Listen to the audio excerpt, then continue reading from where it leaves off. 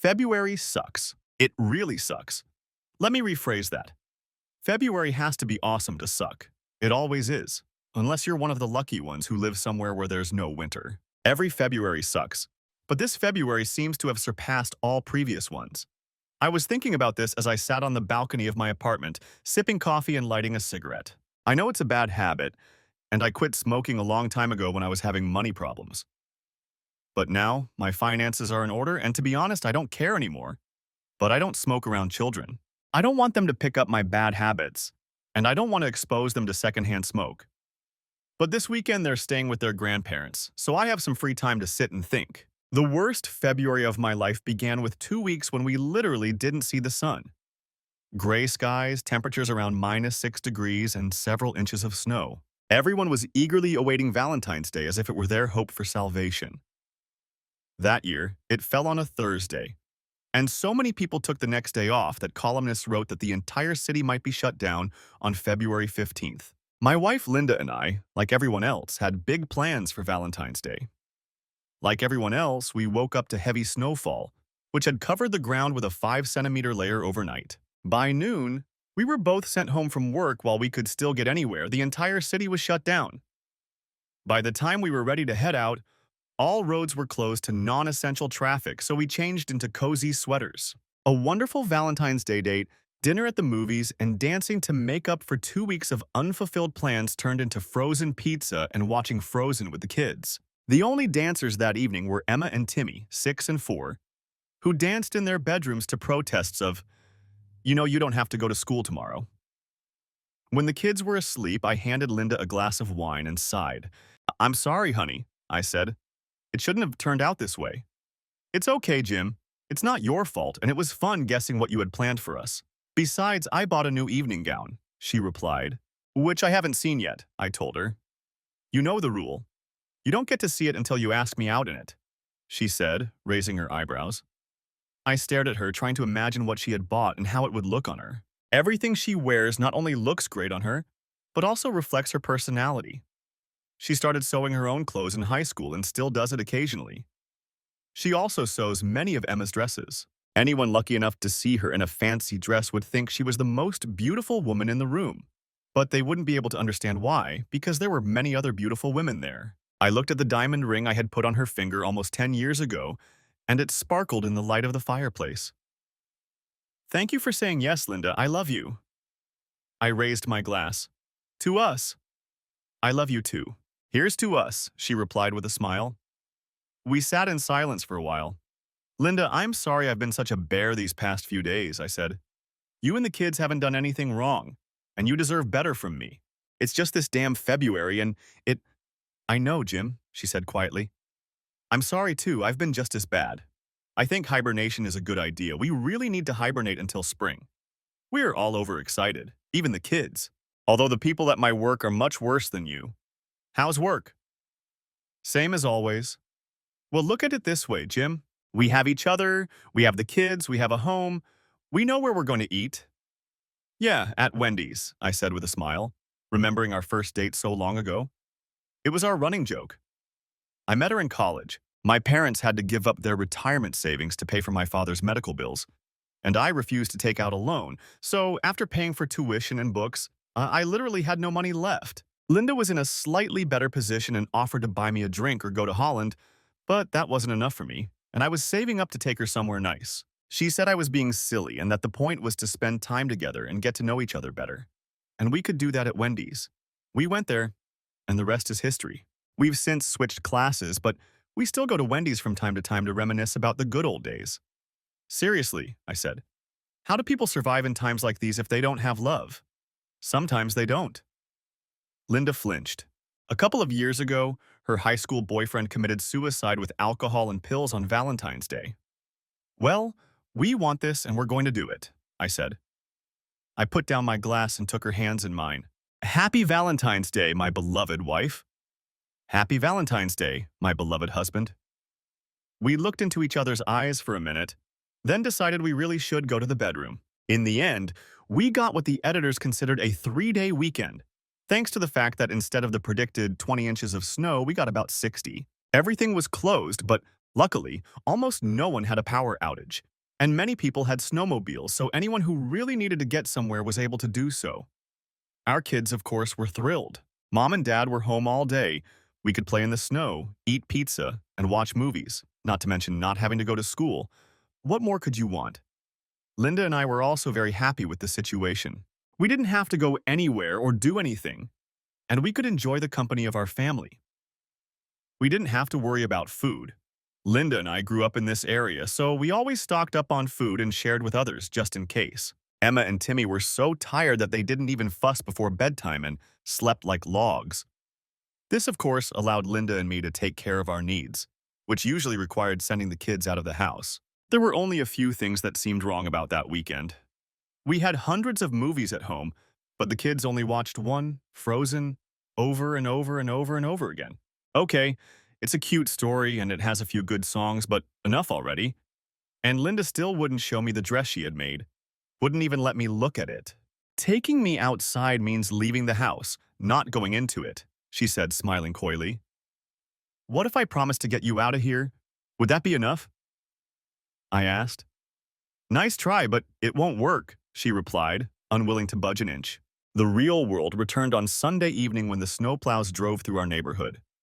On Monday, it was time to go to school and work, and we all sighed as we gathered our things. Before bedtime, Emma and Timmy came into the living room freshly washed and in their pajamas. The older sister, of course, was the representative of the family and stood as straight and tall as she could. Mommy, Daddy, this weekend was the best ever. Thank you for playing with us, watching movies with us, and being with us for 3 days straight. We love you. With those words, my dad's daughter climbed onto my lap, and my mom's son climbed onto Linda's. Giving us the sweetest hugs in the world, they switched parents and repeated everything again. I looked at Linda, and her eyes were as wet as mine. We love you too, I murmured. We're so glad you're our kids. That night, Linda and I made love until we felt like we were one. In the morning, we couldn't wipe the smiles off our faces, just like the kids. However, in February, everyday life returned, and the 3-day weekend was just a memory. Linda and I were lying on the couch in the living room, finally getting Emma and Timmy to sleep, when her phone rang. I groaned and said something, but I don't remember what. It's Dee. I have to get this, she said. We had a small group of 5 couples we hung out with or dated from time to time. We all met as married couples, so there were no awkward "when were you single" moments. We all had the same views on fidelity. That is, you're just faithful, and it's not up for discussion. At least that's what I thought at the time. So when we went on dates, we could dance with each other's spouses if we wanted some variety, and still feel safe. The closest thing to this was Dee and her husband Dave. She and Linda were practically best friends forever. When she answered the phone, Linda made a gesture that meant, "I'll be quick." I could see Linda getting more and more excited during her conversation with Dee. When she finished talking, she lit up and fell into my lap. What was that about? I asked. Her smile spread across my face. Well, my dear husband, she said with a smirk, I know you think this awful February has gone on too long. Of course, I said, reaching for my wine glass. Linda grabbed my wrist to stop me and placed my hand firmly on her slender waist. So here we are, complaining that not only is this the worst February in the history of mankind, but we have to endure an extra day, she said. Something was wrong with her smile, and I told her so. That's because Dee has had a brilliant idea, she replied. The extra day of horror falls on a Friday. Let's all get together, find a babysitter for the kids, have dinner at a nice restaurant, go dancing at a cool nightclub, and then book a hotel room for the night? That way we can have fun without worrying about how to get home and end this awful month on a high note. I liked the idea, but I had a couple of questions. How are we going to get from the club to the hotel? Won't we have to drive? I asked. You can beat me up, but I'm almost always the one who asks what could go wrong with a plan. This is the best idea ever, Jim, she said excitedly. Do you know the Madison restaurant downtown? We had dinner there, remember? There's a dance club next door where Dave's co-workers go. They have live music on Fridays, and if you have dinner at Madison's, dinner is free. Phil and Jane already asked Mrs. Porter to watch their kids for the night, and she agreed to watch ours too. I'll have to think about it, I said, pretending to think. I wasn't really thinking, but I knew that if I pretended something was bothering me, she would find a way to convince me. Instead, she grabbed a sofa cushion and hit me on the head with it. Oh, okay. I've already thought about it. Let's do it. But there's one condition, I told her. What is it? Linda looked at me suspiciously. I took her pretty face in my hands and looked into her blue eyes. You're going to wear the dress you bought for Valentine's Day that I haven't seen yet, I said. As you wish, my lord, she replied with a smile. Your wish is my command. It was blue. The dress, I mean. Don't ask me to describe exactly what color it was, because I can't. All I can say is that it made her blue eyes shine in the darkness. It had long sleeves and a high collar, and the skirt fell below her knees, but it wasn't her grandmother's dress at all. When she walked, the bottom of the skirt fluttered and rippled, drawing attention. When she danced, it was flirtatious in itself. The smooth fabric made you want to run your hand over it, hiding and revealing her feminine curves at the same time. Linda smiled, slowly descending the stairs to where I was waiting for her, stunned and looking around. Dear Jim, she said softly. She covered my mouth with her hand and gently traced my chin with her finger. I swallowed, still unable to speak. I'm still the same old me. No need to flatter me, although I admit I like it, she said. You don't understand. You don't know how beautiful you are. You... The words wouldn't come out. I took her slender hands in mine, leaned down, and kissed them. When I looked up, I saw that her eyes were shining and moist, and her smile flickered with a slight tremor. I nodded. She understood. The 10 of us met at a restaurant. It was crowded on Friday night, but we had reserved a table in advance, large enough for all 10 of us to have dinner together. We laughed, talked, and enjoyed a wonderful dinner, happy to be in each other's company and glad that February was finally over. Linda was the most attractive woman in the room, and I probably told her so 10 times. I touched her arm, shoulder, or hand at every opportunity. She responded in kind and smiled, looking into my eyes. The night promised to be unforgettable. We checked into our rooms and then headed to the club. Neither Linda nor I can handle alcohol very well, so I usually designate a driver. I was glad I didn't have to do that tonight. Not that I minded. My friend's safety was important to me, but I wanted to be alone with Linda as soon as possible. She seemed to be thinking the same thing. She stayed in our room for a few minutes, and when she came back, she had a seductive smile on her face. I'm going to turn you on so much. We're not going to stay at the club too late, are we? She whispered as we walked. I knew how much Linda loved dancing with our friends, so she could just as easily have said, I don't want to wait too long to be alone. I smiled back at her. It's up to you, baby, I replied. She slapped my hand lightly, hugged me, and pulled away. We reserved a table for 10, and it was a good thing we did.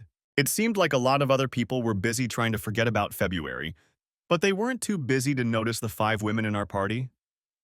You're getting a lot of attention, baby, I whispered. You're the most attractive woman in the room, as usual. Oh, yeah, she looked at me. You know, flattery gets you everywhere. Neither Linda nor I are great dancers, but we don't embarrass ourselves. We just don't care. We're here to enjoy each other, not entertain everyone else. So I danced with the love of my life, taking breaks to snack on spicy chicken wings and drink. I stepped away to get more wings. When I returned, Dave was asking Linda to dance. I heard her answer. I'd love to, Dave, another time, but I want tonight to be special for Jim and me. I'm only dancing with him tonight, she said. Was I proud? Happy? You bet I was. I spread my wings and whispered in Linda's ear. Well, is it time to go? I asked. Right after you bring me another plate of wings? What are you thinking? We're both going to need energy for what I have planned, I said, raising an eyebrow. She looked at me again and took my hand under the table. A few minutes later, the band took a break. In the relative silence, we heard loud laughter from another table and turned around. Hey, isn't that Mark Lavalier? Phil asked, craning his neck to get a better look. Yes, Dee exclaimed excitedly. Mark Lavalier was the starting quarterback for the Sharks, our town's professional soccer team. Unlike many of the other players on the team, he lived here year-round. He had a reputation for being a really nice guy and was as well known for his community involvement as he was for his exploits on the field. Mark became the main topic of conversation at our table. The guys discussed his soccer exploits, while the girls praised his good deeds and nice personality. It doesn't hurt that he's handsome, added Dee. Linda and I knew who he was, but at that moment we were only interested in each other. We let the conversation wash over us, holding hands under the table. Hey, you two, find a room, Dee said. Linda and I looked at each other. We hadn't even kissed. Well, not really. The fact that I was feeding her chicken wings didn't count. Besides, we already had a room. We were saved from further awkwardness by the fact that the band started playing again. Should we dance here or upstairs? I whispered to Linda. Before she could answer, Jane interrupted. Look, he's coming this way, she exclaimed. Sure enough, Lavalier left his table and headed toward us. I was amused by the reaction of the women at our table. 4 of them started primping and showing off, chanting, "Pick me, pick me." What a shameful sight. If you think a woman can't show off while sitting at a table, you're wrong. Linda lowered her eyes and squeezed my hand a little tighter. Hi, I'm Mark. Would you like to dance? He asked. He stood behind Linda's left shoulder and held out his hand to her. I felt her sigh and dropped my hand like a hot potato. I watched in shock as she turned her back to me without a word, held out her right hand to Mark, and gracefully rose from her chair without even looking at me. I noticed that her hand was almost completely lost in his huge palm. I also noticed the look of delight on her face. At that moment, I simply ceased to exist in her consciousness. Hey kid, now I'm offended. I thought she was only dancing with you tonight, Dave said reproachfully. Yeah, I thought so too, I muttered. Relax, Jim. It's just a dance, Jane said, trying to calm me down. I tried to believe her, but I had a bad feeling about it. The band played a couple of fast songs, and our whole table watched them dance. So did everyone else in the room. Mark was a good dancer, much better than me, and Linda was clearly enjoying herself. Her partner and her dress complemented each other, emphasizing her perfection. Aren't they beautiful together? Come on, Jim, join them, Dee invited, clearly trying to distract me. Thanks, but no thanks, I replied sharply. The next song was slow. I watched Linda melt into his arms, fitting perfectly, as if she belonged there. And he was good at it. He must have practiced a lot, I thought to myself. Mark whispered something to Linda. She smiled sweetly in response. He wasn't doing anything I could fault. He wasn't dancing any closer to her than I was to Dee or Jane, and his hands weren't intrusive. Another slow song, this time a ballad. I saw the band leader give a signal and look over at my wife and her new partner. Mark was smiling as he held her in his arms. He was clearly enjoying what was happening. I'd seen enough and was determined to put a stop to it. I got up from my chair and felt Jane's hand on my shoulder. Wait, Jim, give her this. Don't ruin her mood, she said. I let go of her hand and looked at Linda. She clearly wanted to be right there and nowhere else. She didn't want me to interfere. I wasn't in her thoughts, and it was obvious. I sat down on the chair, my heart broken. Finally, the song ended. Mark nodded to the conductor, who started playing a faster song. He and Linda left the dance floor, smiling at each other but not touching, not even holding hands. Linda smiled at him one last time and turned toward our table, while Mark turned toward his. There is a slight difference between a woman's most beautiful smile and her second most beautiful smile. If you don't know a woman well, you probably won't notice it. When Linda approached our table and our eyes met, her most beautiful smile was replaced by her second most beautiful smile. At that moment, I realized we had a problem.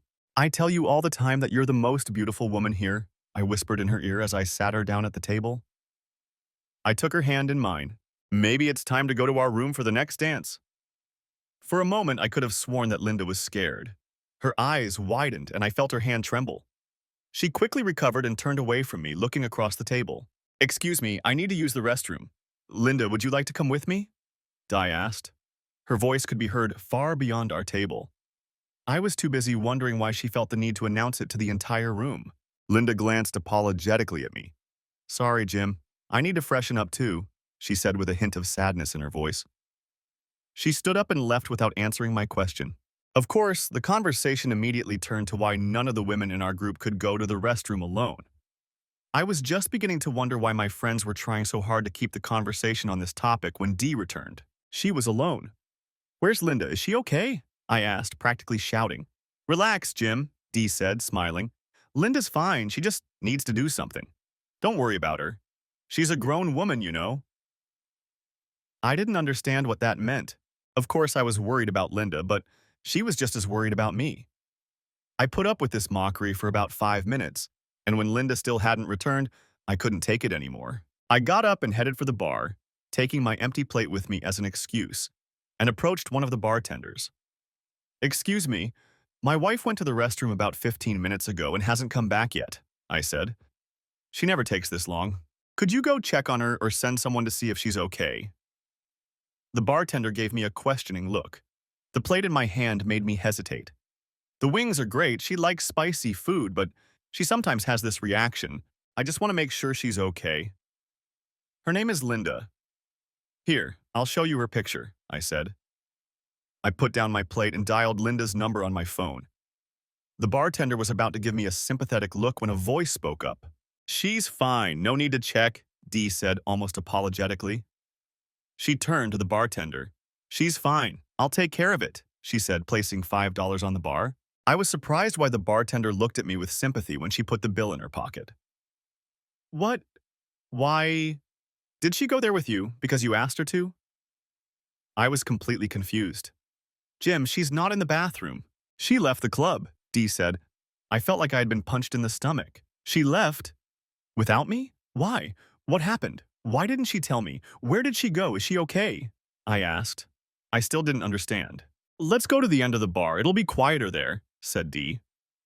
I went where Dee led me. It was quieter in the dark corner at the end of the bar. She looked me in the eyes. Jim, Linda loves you. She loves you and the kids more than anything in the world. And she always will, and you know that. But tonight, she's spending with Mark, she said. I stood there with my mouth open, staring at this stupidity, as if my whole world had collapsed. Images, or what was left of them, spun chaotically in my head. Linda at the top of the stairs in her beautiful blue dress, Linda at dinner, Linda at the club, Linda feeding me chicken wings, Linda in the arms of that jerk, my Linda, the mother of our children, the love of my life. My anger grew. And now, on what was supposed to be our special night, she's leaving me for some jock, I growled, glaring at Dee. Jim, she didn't leave you. She'll come to you tomorrow, and you'll have many more special nights, she said. What does this woman smoke, I thought. She didn't even have the courage to tell me to my face that she was leaving me. She just slipped out the back door like a snake, I said. And you helped her. Jim, listen to me. She didn't leave you, Dee began. Well, if she didn't leave me, then where the hell is she? She's not with me, is she? I spoke louder and louder, not caring who heard me. Calm down, people are looking at you. Listen, I know you're hurting, but this is just today. Linda knows, we all know, that you're the only man in her life and always will be. You're a good guy, Dee said condescendingly. Yeah, and we all know how good guys end up, don't we? I said through clenched teeth. Jim, it's not like that. You're making too much of it. It's just today. And tomorrow she'll be back with you and everything will be the same, she said. I snorted. If she really believed that nonsense, nothing I said would change anything. You don't understand. There won't be a tomorrow. So tell me, sweetheart, what was your role in all this? You didn't need to go to the bathroom, did you? My wife signaled you, didn't she? She told you to hold me back and not get in the way so she and asshole could get away in time? Dee nodded her head sheepishly. Yes, she asked me to do it because she didn't want you to embarrass yourself by making a scene while Mark was here. And she also asked me to make sure you remember that she loves you and will always come back to you, she said. Yes, I'll remember how much she loves me. Today and for a long time to come, I thought. I felt anger rising inside me and my face reddening. She probably didn't want me to embarrass her by leaving her husband to spend the night with some jock, I said. I suppose it didn't occur to you to remind her that she has a husband and a marriage, and that she could lose them because of this? Dee looked me in the eye. No, it didn't occur to me, Dee said, because I know she won't lose you over this. You're too good a person to let that happen. I told her how lucky she was. She was lucky because the man every woman in that room wanted her. But she was even luckier because she had a husband who loved her so much that he could get over his hurt and not make a big deal out of it. You know she'll do anything at all to make it up to you. What if there's no way to make it up to her? I asked. What if there's no way to fix this? Jim, I know how much you love Linda and how much she loves you. It shouldn't matter that much. It's just one night, a one-time experience compared to all the years and all the love you have for each other. There's nothing wrong with it as long as you don't make it wrong. I know you understand that, and I know that in the end, everything will be fine, she said. Dee spoke softly but firmly. All I wanted to do was grab that stupid woman and shake her until she gritted her teeth for spouting such nonsense. She must live in some parallel universe if she really thinks that. So if that jerk had chosen you the way you wanted, Would you have done the same? I ask her. Yes, she throws back at me. Does Dave know about this? I ask. No, and you don't need to because I don't think it'll ever happen, she says quietly. Maybe I should tell him, I say. Jim, please don't do that. Don't think like that. I know you're hurting, but it won't help. Please come back to the table. Let's take our minds off it for a while. You haven't danced with me once all evening, she said, smiling. I wanted to dance with my wife, but thanks to you, her, an asshole, that's not possible anymore, is it? I also wanted to spend the night alone with her, but that's obviously not going to happen either, I said. I turned my back on her and walked back to our table. When I appeared, the conversations at the table suddenly stopped. The averted glances spoke for themselves. All of our so-called friends now knew that my wife and asshole were making a cuckold out of me at that very moment. I wanted to strangle them. I wanted to tear the place to shreds. I wanted to find asshole and kick him in the balls until the middle of next week. Jim, are you okay? Dave asked hesitantly, sitting Dee back down. I wanted to tell him what Dee had said and ask if he was okay, but I couldn't get the words out. I guess I wasn't done being a good guy yet. Yeah, I needed to work on that. Depends on what you mean by good, I replied. There were a few nervous laughs. I mean, yeah, it sucks, but you'll get over it, right? You're not going to break up with Linda over this, are you? Dave asked. I don't see why not, I replied coldly. There was a collective sigh around the table. Why are you all surprised? I asked. We all know how we feel about cheating. Once is enough. We figured that out a long time ago. But Jim, it's Mark Lavaliere, Dee interjected. So what? I don't care who she's entertaining.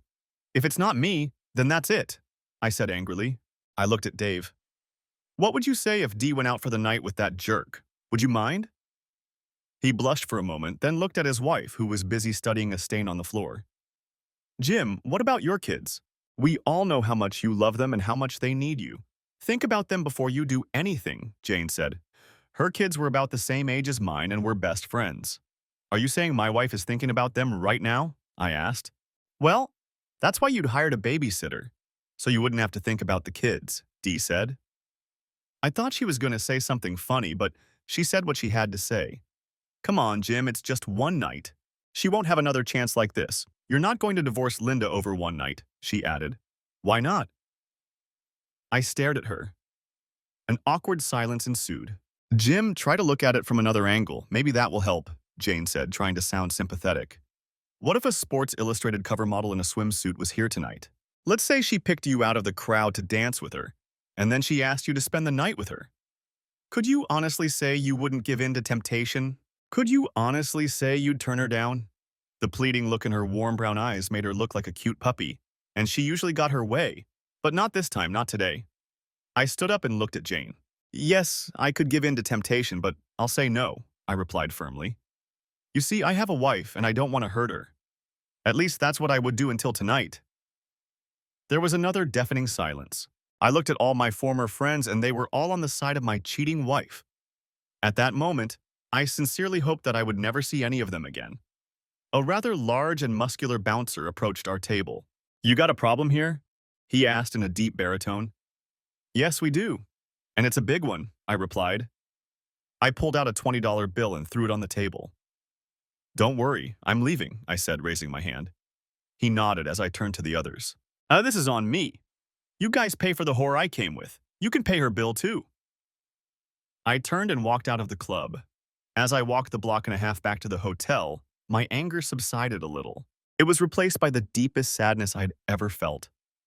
Linda and I were supposed to walk together holding hands, discussing with our friends what they were going to do when they got back to their rooms, while they discussed us. She was supposed to hold my hand as usual and press her face against the sleeve of my coat when the conversation got too explicit. Instead, I was alone. I rode the elevator alone, trying not to remember what Linda and I had done in elevators at other hotels. I entered the room that was supposed to be our suite alone. I looked at the wreckage of our special night alone. I looked to the future alone, not knowing what might happen. I turned on the light and closed the door behind me. Suddenly, I felt unusually tired. I threw my winter coat on the floor and, slouching, headed for the bedroom. There was a Godiva chocolate bar on each pillow. In the middle of the bed lay lingerie I had never seen before. In my imagination, I saw her putting it on, with that combination of love and sensuality in her eyes that belonged only to her and was only mine until that night.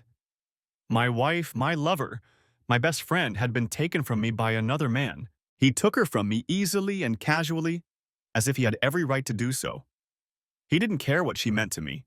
He saw her as nothing more than a beautiful toy for one night. And she just let him. I didn't mean enough to her to put up the slightest resistance. It was as if she also believed that he had more rights to her than I did, earned over almost 10 years of being a faithful and loving husband. Yes, it was supposed to be just one night, and the next morning, I thought, so what? What would he in that night leave in her heart, mind, and feelings? What could I do to compare myself to the hero of the city, the handsome Marc Goat Lavalier, let alone compete with him? I stopped crying, washed my face, and gathered our things. I threw her underwear in the trash. It meant nothing to me anymore. I went downstairs and checked out. I didn't care when Linda returned. The clerk looked puzzled when I checked out. "Everything okay in the room, sir?" she asked. "Everything was fine in the room," I replied. "Is there anything we can do to make your stay more comfortable?" she asked. Yes, I thought. Make that bastard disappear into a black hole and never come back. Turn back time and give me my wife back. I just shook my head. "No, not really, but thanks for asking," I replied quietly. "Our plans have suddenly changed." The manager looked at me sympathetically, as if she had read my mind. "Have a nice evening, sir," she said as I left. "Yeah, right. Nice evening." I got into my car and somehow made it home safely. Inside, I was boiling, my emotions fighting for control. Part of me was angrier than I had ever been in my life. Another part was sad about the loss of my wife and family. I entered our modest home and noticed how quiet and empty it was. I took my luggage to the bedroom, sat down, and tried to understand what had happened. I looked at my phone, hoping to see a message from Linda. I hoped she had changed her mind, but she hadn't. I lay down on the bed without taking off my clothes and fell asleep. It was around 2 in the morning when I was awakened by the ringing of my cell phone.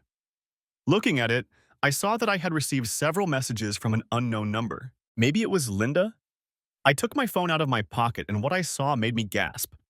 There was a series of photos and short videos. They were having fun. I wondered for a moment how he got my number, but then I decided that he must have gotten into Linda's phone while she was in the bathroom and sent me these photos and videos. I slammed the phone shut and suddenly an idea struck me. Yeah, divorce didn't matter at this point. I was done with Linda forever. But that bastard was going to pay for this. I swore he would pay for destroying my happy life and my family.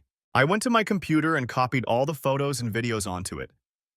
Then I wrote a letter to all of our so-called friends, the ones who let her do this and covered for her when she left with that bastard. I attached the videos and photos and sent the letter with the subject line, "Are you happy now?" For the next few hours, I tirelessly packed all her things into trash bags and stuffed them into the car. When I was done, there was barely enough room for her to sit and drive. I kicked her car out of the garage, changed the code so she couldn't get back in, and took the garage door remote out of the car. I wasn't done yet, and I started on everything that reminded me of our marriage. The portrait hanging above the fireplace, our wedding album, her wedding dress, the wedding glasses on the mantelpiece, the crystal vase on the opposite end of the fireplace, the things she loved, everything. By the time I was done, the house looked like a battlefield. Pieces of portraits, belongings, shards of glass, and silk were scattered everywhere. At one point, I needed to use the bathroom, but then another thought struck me. I took off my wedding ring and threw it into the toilet along with my urine and feces.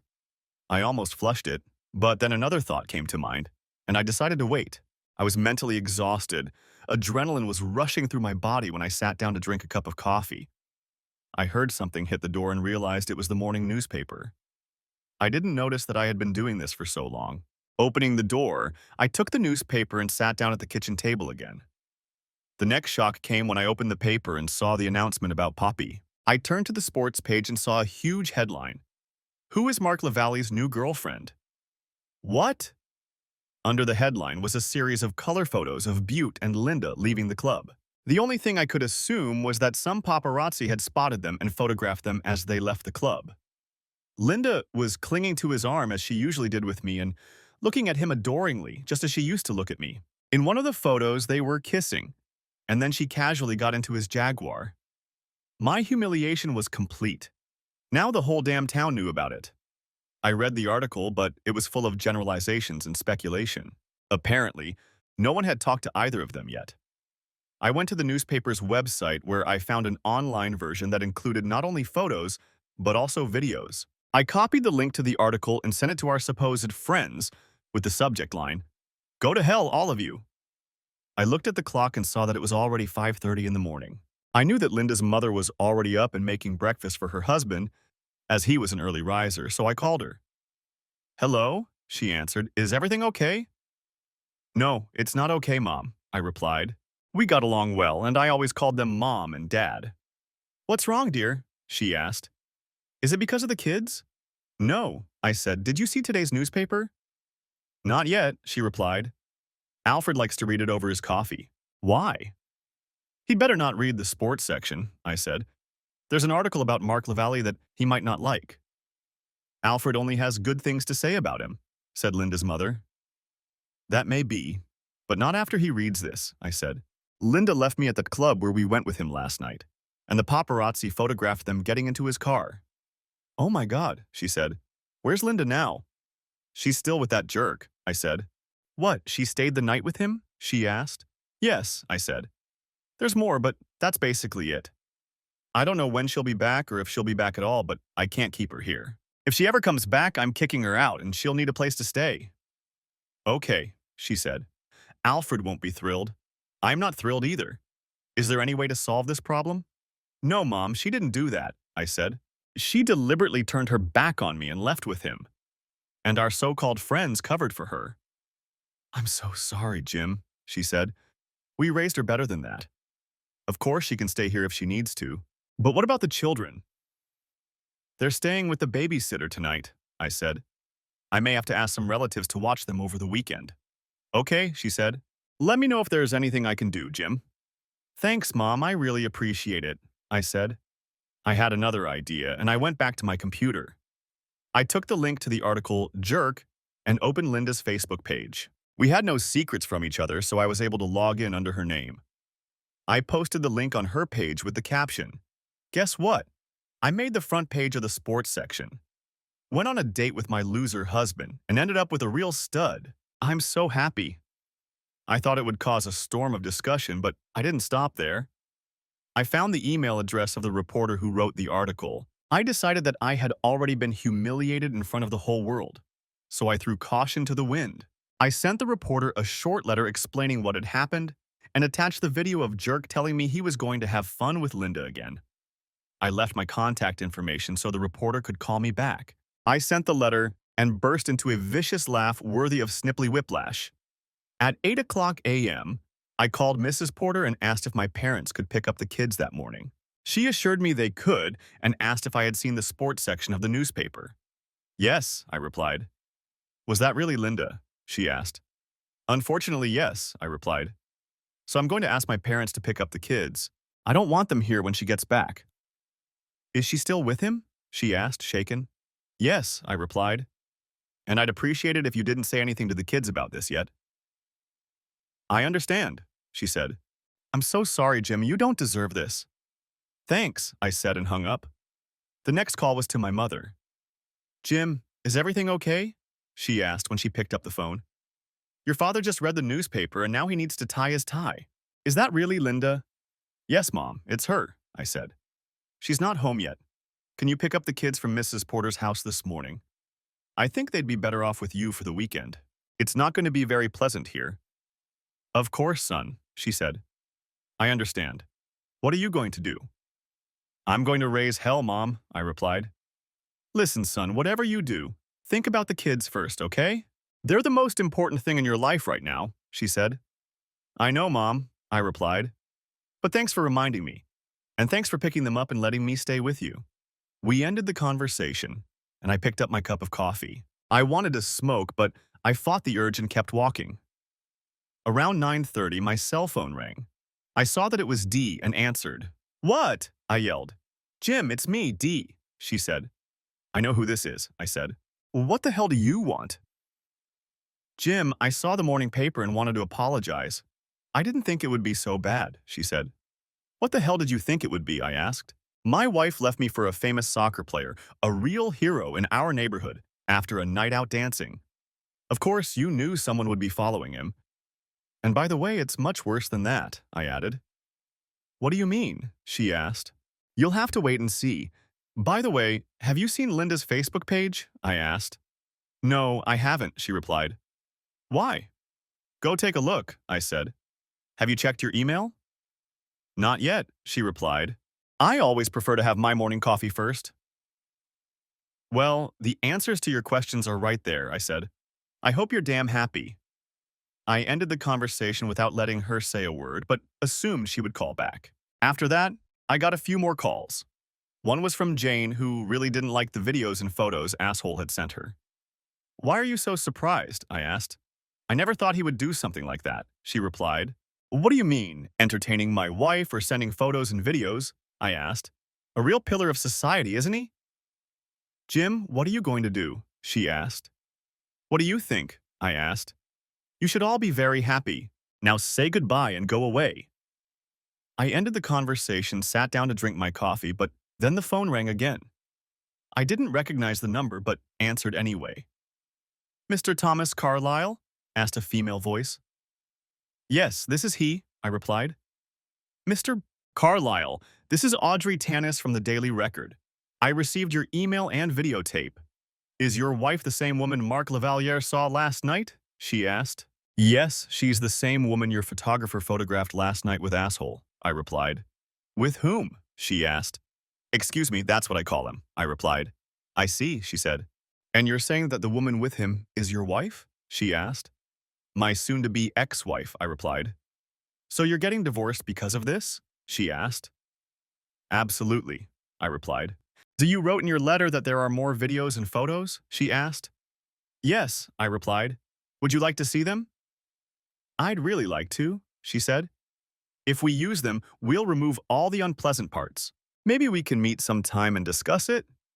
If you don't mind, I'd like to hear your story. Damn, why not? I thought. Sure, I said, but I'd like to wait until she gets home. She's not back yet? Audrey asked. No, not yet, I replied. Okay, listen. Call me when you can meet up and we'll discuss everything, she said. Sure, I replied. We ended the conversation and I put my phone in my pocket. Out of curiosity, I went to her Facebook page and saw several comments on my previous post. Opinions were roughly divided in half. Half of the commenters called her a lucky woman and asked what it was like to be with Trump. The other half condemned her for breaking up with me like that. Several of her male friends on Facebook called her a slut and said they would beat her up if their wives did the same. I couldn't help but notice that she had lost a few Facebook friends because of this, and I smiled to myself. When Linda walked in the door, it was around 11 o'clock. I looked up from the table and saw the Jaguar pulling away from the house. Jim, it's me, she said, pulling the key out of the lock. I'm home, she announced, looking as if a night with her lover was no big deal. By the way, why is my car in the driveway and not in the garage? And what are those things in it? Her eyes widened when she saw me at the table. I knew I looked terrible. Her face paled as she looked around the house. It was a complete disaster. Oh my God, she exclaimed. What have you done? Everything is destroyed. Our wedding portrait, my vase, our glasses, and what is that smell? I just finished what you started last night, I said. Did you sleep last night? She asked. I shrugged. What do you care? I asked. Listen, I'm really sorry about last night, she said. But I'm here, and I'm still your wife. I shook my head. She came over to me and tried to kiss me on the cheek, but I stopped her. Don't touch me, I said. She looked shocked, as if I had hit her. And no, you're not my wife, not anymore. At least that's what it says in the newspaper. And on the internet, too. I guess that was to be expected, considering the status of that jerk. I opened the newspaper so she could see the spread with all the color photos. Oh no, she said, shaken. Where did they get these photos? I'm not his girlfriend. I don't care what the newspapers say. What does it matter? I asked. You got what you wanted and now we're done. I need to use the bathroom and then we'll sit down and talk, she said. I followed her into the master bathroom and watched her recoil from the filth that still remained in the toilet bowl. Is that your ring in the toilet? She asked, her eyes wide. I nodded. Yes, I said. I decided that since you ruined our marriage, you should make it official. I took her left hand and looked closely at the rings. "What are you doing?" she asked. "What's that?" I asked, pointing to the dried stain on her wedding ring. "It looks like— I don't know what you're talking about," she said. "Bullshit, bitch," I said, pulling my phone out of my pocket. I opened the messages that bastard had sent me and found the video of him smearing it on her rings. When I showed her the video, she turned pale. "Not only did you insult me in public, in front of our so-called friends, you humiliated me in front of the whole town and the whole damn world, but you did it with the symbols of our love," I said, getting angrier by the second. I shook my head, grabbed a napkin, and took the rings off her fingers. "What are you doing?" she asked. She screamed when I threw the rings into the toilet bowl. Then I flushed and watched the rings disappear down the drain. She screamed, her eyes widening and her mouth opening as wide as I had never seen it before. "My rings!" she cried, tears streaming down her cheeks. "You flushed them down the toilet. How could you? You have to get them back." "No, bitch," I said. "How could you? I loved you for 10 years, and this is how you thank me? Go to hell." "But it was just one night," she said. "We have our whole lives ahead of us." I took out my phone and played the video of Jerkhead saying he was going to keep entertaining Linda, maybe even in front of me. "Was he telling the truth?" I asked. "Is that what you really want? To do it in our bed while I watch?" "Maybe it sounded like that, but I don't think he meant it," she said. "Besides, it was just pillow talk." "You mean like this?" I asked, showing her the video. She shook her head. "That's not what I meant," she said. "I'm serious, bitch," I said. "Get out of here. And tell your lover that if he takes one step in this house, I'll kill him on the spot. Now get out before I throw you out." "But I live here too," she said. I shook my head. "Not anymore," I said. "On Monday, I'm going to a lawyer to get a divorce. You don't live here anymore. Your things are in the car and your mother is waiting for you. From this moment on, you're dead to me. Do you understand? I don't want to see your face for the rest of my life. Now get out! Get out!" "What about the children?" she cried. "What about them?" I asked. "You didn't give a damn about them or me when you left me for that bastard." "That's not true. And please stop calling him that," she said. "Go to hell," I said. "Oh wait, he already did that." Any man who can just walk up and take a woman away without a second thought is a bastard, in my opinion. He knew you were married. And you're not the first woman he's done this to. You didn't even look at him when he took you away, and now you're defending him to me. You got what you wanted. Now get out of here, bitch. Just get out of my sight. "You make me sick."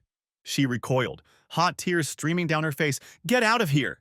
She jumped to her feet when I yelled and ran down the stairs, gasping and crying. I followed her down and grabbed her bag before she could reach it. I took out her keys, took the house key, put the keys back, and threw her bag at her. "Please don't do this," she sobbed in the hallway. "I'll make it up to you, just don't leave me like this, I beg you." "I didn't mean to hurt you. I love you." I had never seen so much pain on a woman's face before, but at that moment, I didn't care about her feelings. I pointed to the door. "Too bad, because now I hate you with all my heart. Now for the last time, get out," I said. Trembling and crying, she turned and left the house.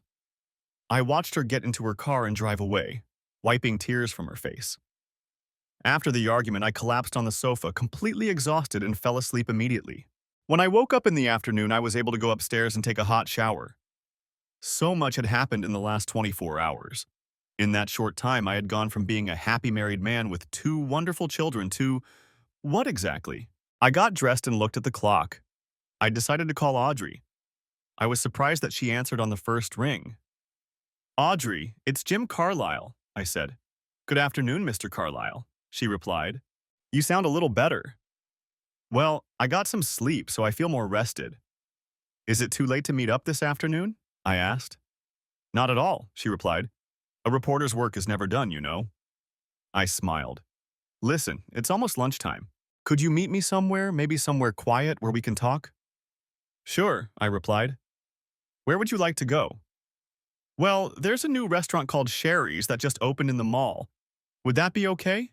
I've been there, and it's pretty quiet." "We can talk and no one will bother us," she said. "Yes, I know that place," I said. "I'll wait for you there." We ended the conversation and I called again. My mom. I wanted to talk to the kids to make sure they were okay. They were busy watching Frozen, again, but paused the movie to talk. "Where's Mom?" Emma asked. "She's staying with Grandma for now," I replied. Why didn't she stay home with you? She asked. We're working through some issues, I said. It's nothing serious. I'm sure you'll see her soon.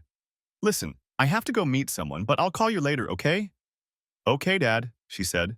Bye? My heart was breaking. Linda and that jerk not only destroyed my marriage, they destroyed my children's lives. And I will never forgive them for that. Sighing, I left the house and drove to Sherry's. When I arrived, I was shown to a table in the corner where a young, pretty brunette was sitting with her laptop open. She looked up when I approached, stood up and introduced herself. We placed our order, and the waitress walked away. Mr. Carlyle, she said. It's nice to meet you. Nice to meet you, Miss Tanis, I said. Please call me Jim. Thank you, she said. Call me Audrey. First of all, I want to apologize to you. Apologize? I asked. For what? Well, for the photos in this morning's newspaper, she said. Did you take those photos? I asked. She nodded. I was at a club with my friends last night, she said. A bachelorette party. We were just having fun, and I happened to notice Mark Lavalier. I saw him come over to your table and then go back to the dance floor with that woman. From the way they were acting, I didn't think she was married. When they left the club, I followed them and took some photos and videos. The photos you saw in the newspaper are nothing compared to what I took. My God, I said. I have the whole recording, and I can give you a copy if you want, she said. I filmed everything, so it's all there. Do you want to see it? Why not? I replied. She handed me her tablet and played the video. I saw Linda and Jerkhead walking toward the parking lot, their arms wrapped around each other like Linda and me. When they got to his car, he turned it toward him, and they started kissing. Looking at him, no one would have guessed she was married to someone else. When the video ended, I handed her back the tablet. Like I said, I'm really sorry it turned out this way, she said. I quickly gathered a few things, sent them to the newspaper, and came home. When I got there, you were already gone. Do you want to tell me your side of the story? I nodded and recalled that evening from my perspective. Then I took out my phone and handed it to her along with the headphones.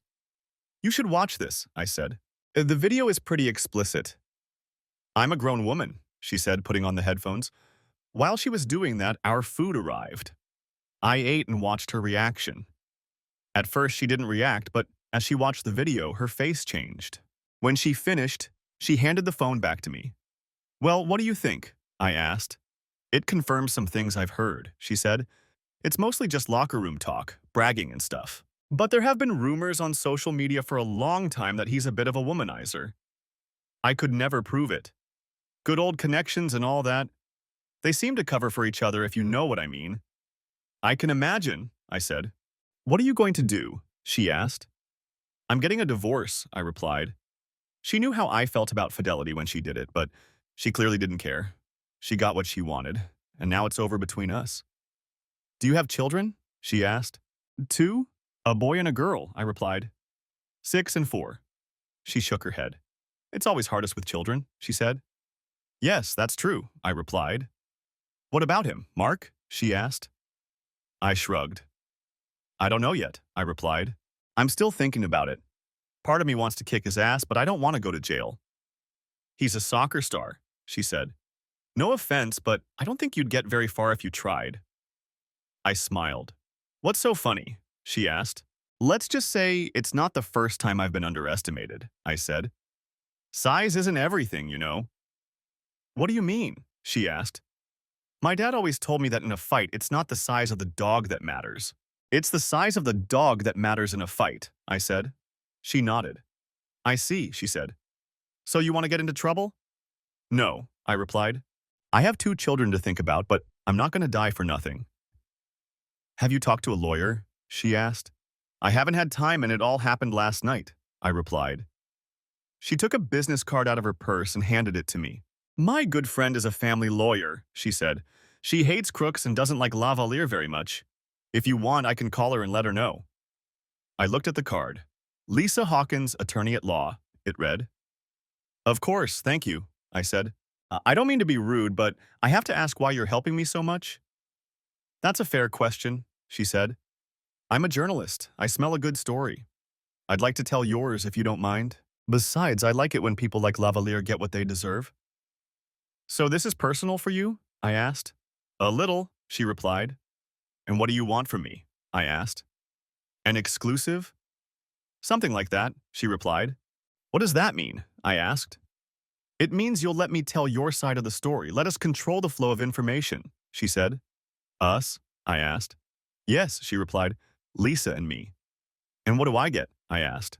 For starters, protection from people like me who want to know your story, she said. I know how people like Lavalier work. This story is blowing up in my face. I'm sure he and his people are already working to twist everything around to make you look bad. That's what they do. Believe me, if you hesitate, they'll destroy you so fast you won't even blink. And don't expect the national sports media to cut you any slack. Believe me, they're just as vicious as everyone else in the news business. You need someone who knows how to deal with sharks, and they'll pounce on you as soon as they smell you. So what do we do? I asked. Have you thought about filing a lawsuit against Lavalley? She asked. Yes, I've thought about that, I said. I've thought about a lot of things. Okay, she said. Wait a little while and I'll see what they do. I'd like to publish a short article in tomorrow's paper saying that you are considering filing for divorce to break up the marriage. Do you mind? I thought about her question before answering. I knew she was right, and I also knew that Linda's identity would soon be public knowledge. Perhaps it would be better if I told everything myself before they had a chance to humiliate me even more.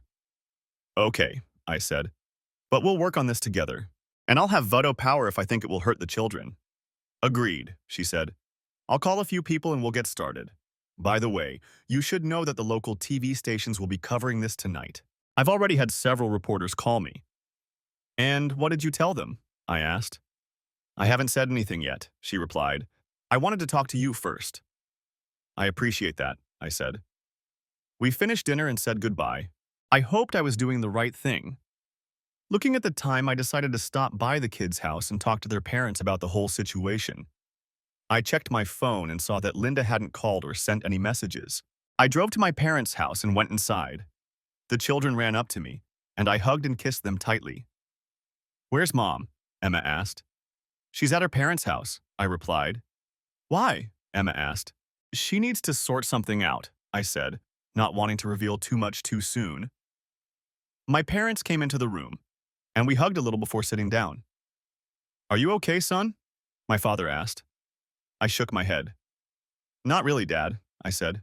I'm better than I was, but it's still hard. I understand, he said. At that moment, the news began. My dad is a news fan, so he turned on the TV, and we sat down to watch the reports, despite the protests of the two kids who thought it was boring. However, a few minutes into the program, something happened that caught our attention. And now we go to our city news section, said the anchor. This morning, the Daily Record reported that star soccer player Mark Lavalier was spotted leaving a local nightclub with a new girlfriend. The newspaper published a video showing them leaving the club and getting into his car. The camera switched to a short video that had been posted online earlier that day. The video clearly showed Linda and Prick walking arm in arm, and she was easily recognizable when she turned around to kiss him. Dad, why is Mom kissing that man? Emma asked, shocked. Is he your boyfriend? Just watch the news, Emma, I told her. Timmy didn't understand everything his sister was saying, but it was clear that he was upset. The host continued. We spoke with Audrey Tanis, the reporter who broke this story, and she told us that the identity of the woman, who turns out to be married, has been revealed. Tanis said that her husband did not give permission for her name to be released. We contacted Lavalier and the Sharks management, but did not receive any comments. According to Tanis, more information will be available, possibly as early as tomorrow. Dad turned off the TV, and Mom hurried to the bedroom where the kids were sleeping. Go, kids, she said, leading them into another room. Dad turned to me. What are you going to do, son? He asked. I'm getting a divorce, Dad, I said. He nodded. I don't blame you, he said. You know that probably means she'll get the kids and you'll lose everything financially. Maybe, I said. But I can't live with her. Not after this. By the way, I talked to the reporter who broke the story. Yes, he asked. Yes, I replied. She offered to tell me everything and help me. The next few days aren't going to be pleasant. This is just the beginning. When all this hits the press, the circus will start. By this time, Mom had returned and sat down next to us. The kids can stay here if they need to, she said. At least they won't be bothered by nosy reporters here. Your mom's right, son, Dad said. They can stay here as long as they need to. I thought before I answered. You're right, I said. Thanks. I'll bring the rest of my things tomorrow. Let me know if you need anything.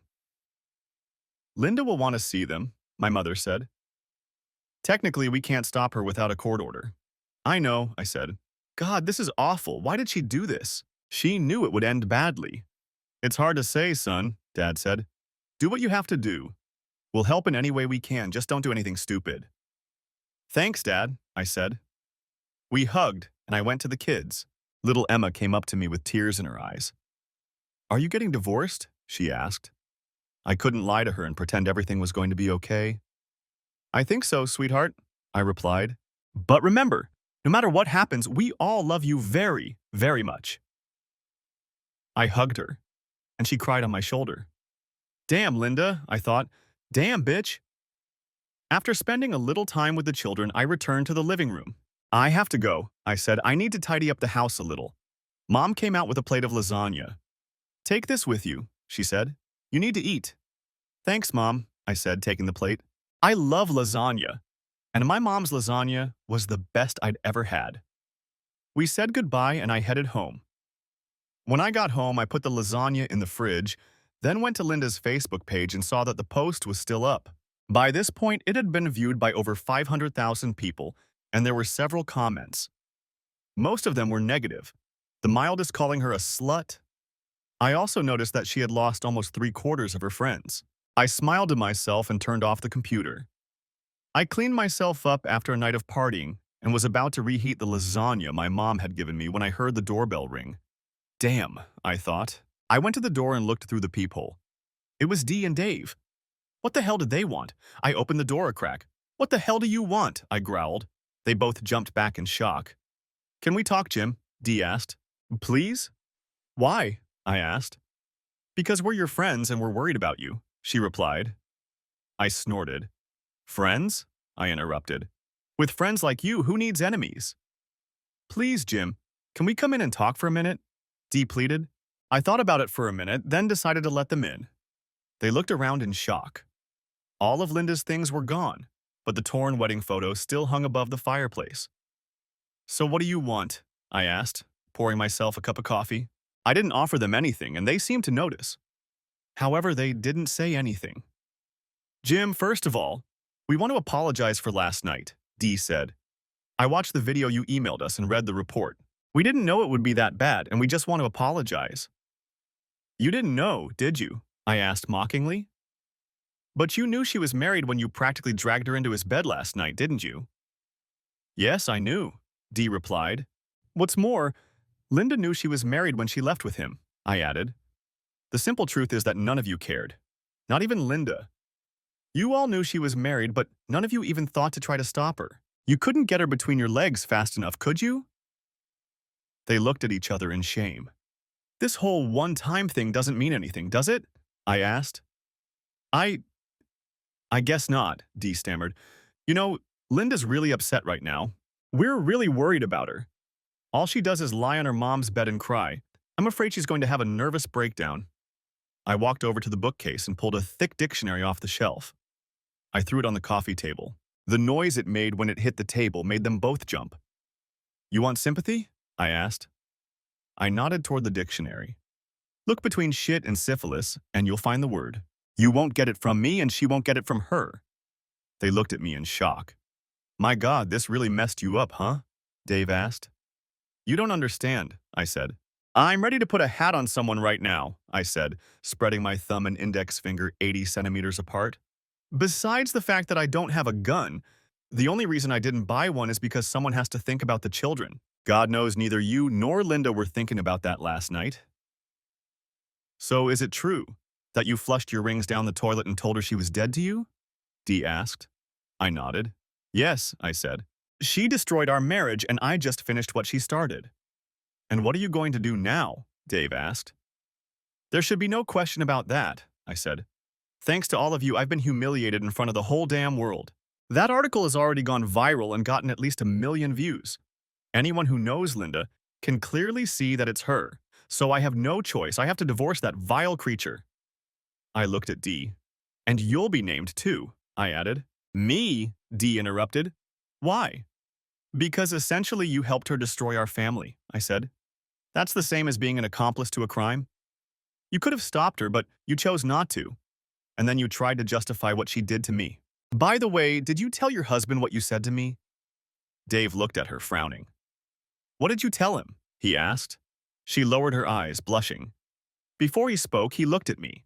What did she tell you? She said that if that jerk had come up to her instead of Linda, she would have been happy to do what Linda did.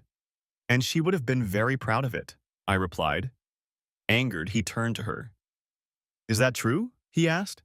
We'll discuss this when we get home. She looked at me angrily. I asked you not to tell him, she said. I shrugged. I'm sorry, I said. I think your husband has a right to know what kind of woman he married, doesn't he? So that's it then, she asked. That's it, I replied. They got up to leave, but Dee made one last attempt to save Linda. I understand if you don't want to be friends with us anymore, she said. But can't you forgive Linda just this once? She loves you very much, doesn't she?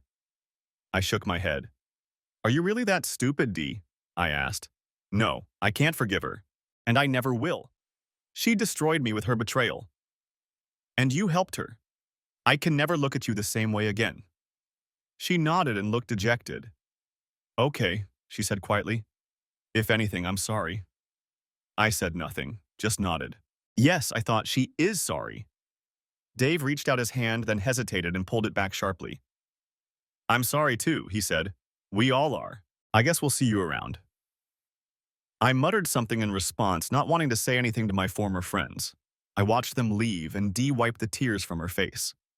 I closed the door, locked it, and went to the kitchen to make dinner. After that, I collapsed onto my bed, exhausted. I fell asleep quickly. The next day, I got up, went through my morning routine, picked up the newspaper from the porch, and made coffee. I looked at the large cast iron skillet Linda had placed on the stove and thought about making bacon and eggs, but changed my mind. After wolfing down a bowl of cereal and a piece of toast, I opened the newspaper and turned to the sports page.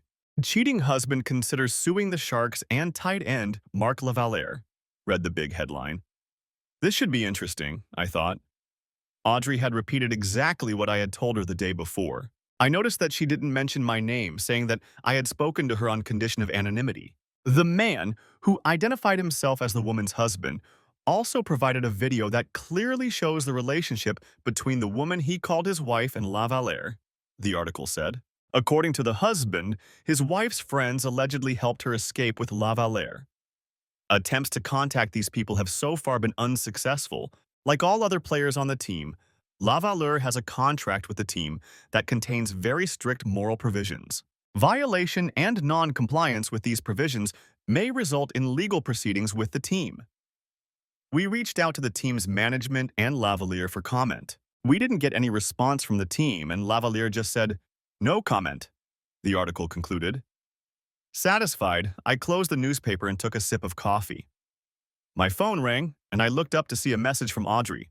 "I hope you read the morning paper," the message read. I replied, "Yes, I did. Great article." "Thanks," I wrote back. I received another message, YVW. "You're welcome." It was followed by another. "Expect a call very soon. TTFN." I thanked her again and put my phone back in my pocket. As expected, it rang a few seconds later. I looked and saw that it was an unfamiliar number. I answered, wondering who it could be. "Jim Carlisle," I said. "Mr. Carlisle, this is Lisa Hawkins," said a friendly female voice. "I got your number from Audrey Tannis and wanted to give you a call. I hope I'm not calling at a bad time." "There's no inconvenient time these days," I said. "But I'm glad you called, Miss Hawkins. How can I help you?" "More like I can help you," she replied. "First of all, just call me Lisa." "Okay, Lisa," I said, "and call me Jim." "Thanks, Jim," she said.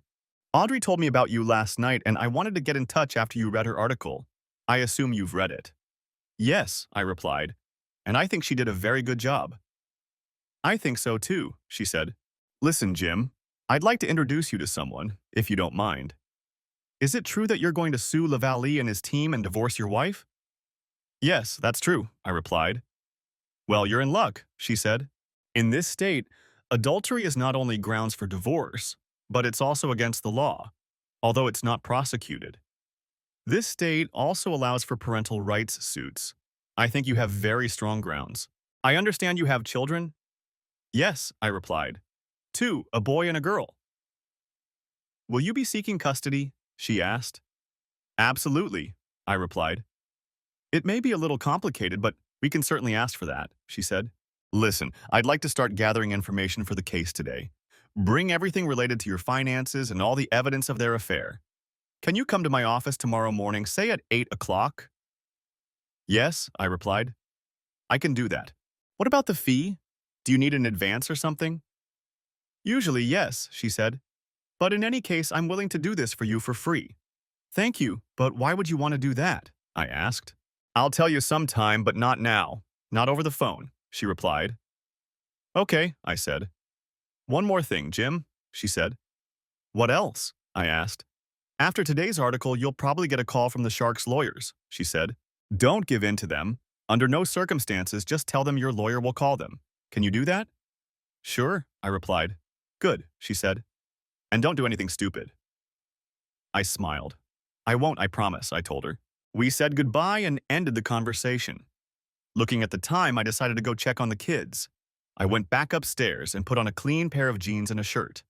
When I returned, someone was knocking on the door. I looked through the peephole and saw two well-dressed men in dark suits. Probably from the Sharks, I thought, remembering Lisa's warning. I opened the door. Yes, how can I help you? I asked calmly. Mr. Carlyle, said one of the men. My name is Roger Billings, and this is Jack Dunstan. We're from the Sharks. Can we come in and talk? Suddenly, I recognized Dunstan from photos in newspapers and on television. He was the owner of the Sharks. I decided that Roger was probably a lawyer. I opened the door and invited them in. Please come in, I said. Can I offer you something to drink? No, thank you, Jack replied. We won't take much of your time. We just came to talk about your problem with Mark Lavalier. The graduate? I asked. You mean the one who destroyed my marriage and my family? Is that the problem you're talking about? Yes, that's right, Jack replied, clearly confused by my words. He turned to Roger. Show him the offer. Let's get this over with, please. Roger opened his briefcase, took out an envelope and a folder. He handed me the envelope and gestured for me to open it. I opened the envelope and looking inside was stunned. I felt my face flush as I looked at the two men. Everything okay, Mr. Carlyle? Jack asked. You've got to be kidding me, I said. Is there a problem, Mr. Carlyle? Roger asked. Everything seems fine. $1,000? I asked. You're offering me $1,000 for what that bastard did to me and my family? That's not an offer. It's damn insulting. Wait, Mr. Carlyle, Jack said.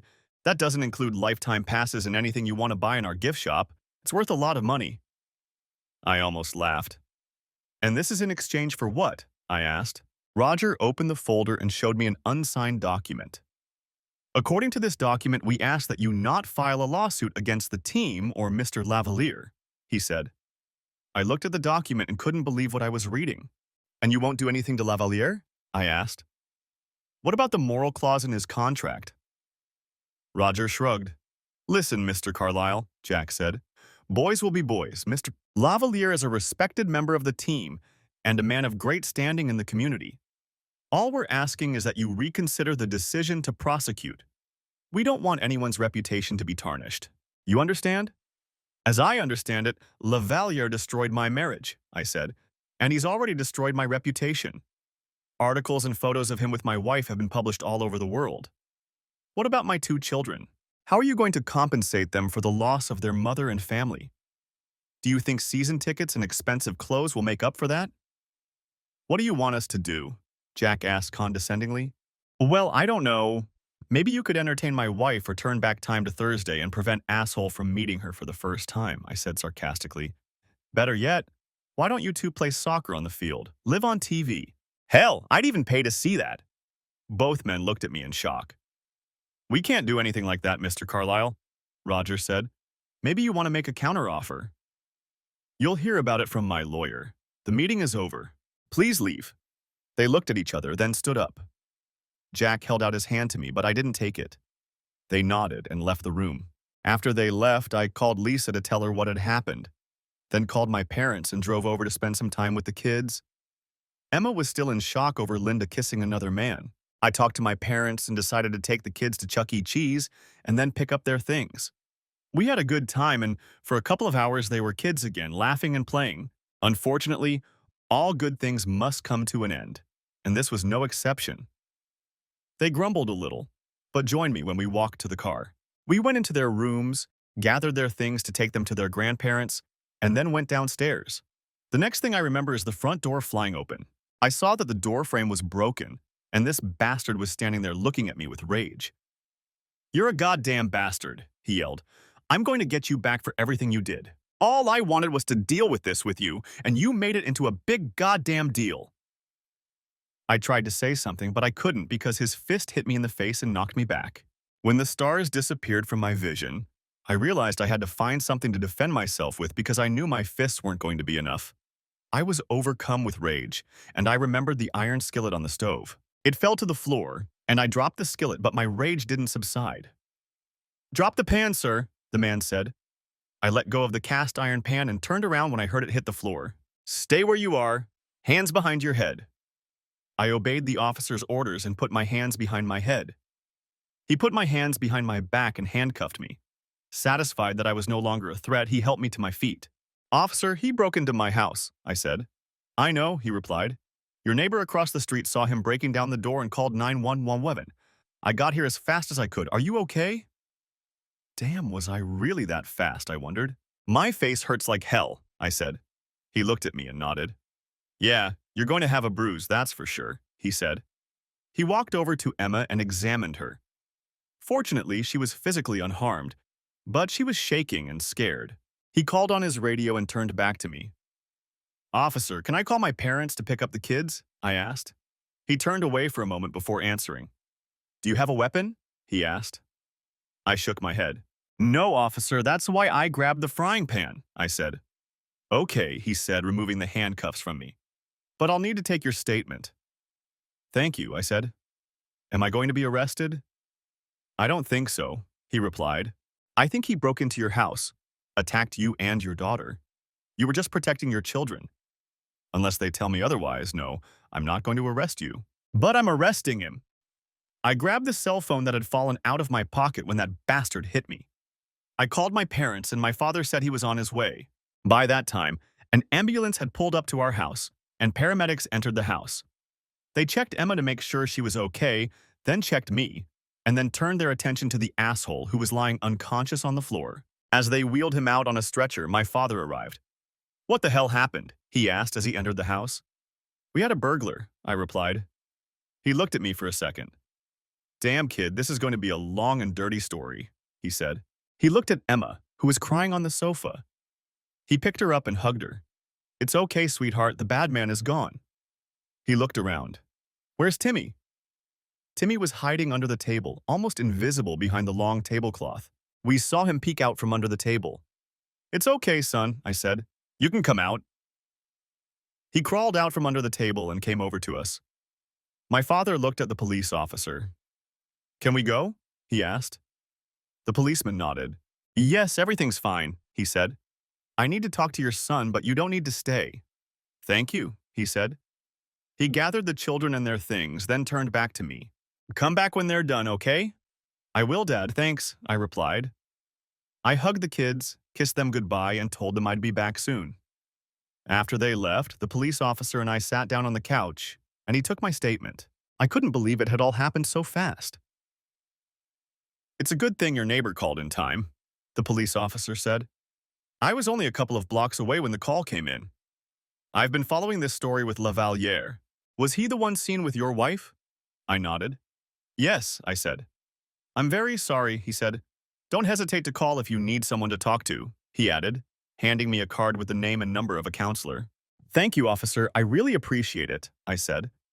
He shook my hand and left, and I stood in the hallway looking at what was left of my front door. Fred, the neighbor who had called the police, came over and looked at the door too. "Are you okay, Jim?" he asked. "I am now," I replied. "Thanks for calling the police." "You're welcome." I saw him kick in the door and happened to be in the yard with the lawnmower. "What did you do to him?" "I cleaned his watch with a frying pan, if you can believe it," I said. He laughed. Remind me never to make you angry, he said. Just out of curiosity, why did he kick your door in? It wasn't locked, was it? No, it wasn't, I replied. And the security bar wasn't even locked. He just had to turn the handle. I guess he was too angry to try.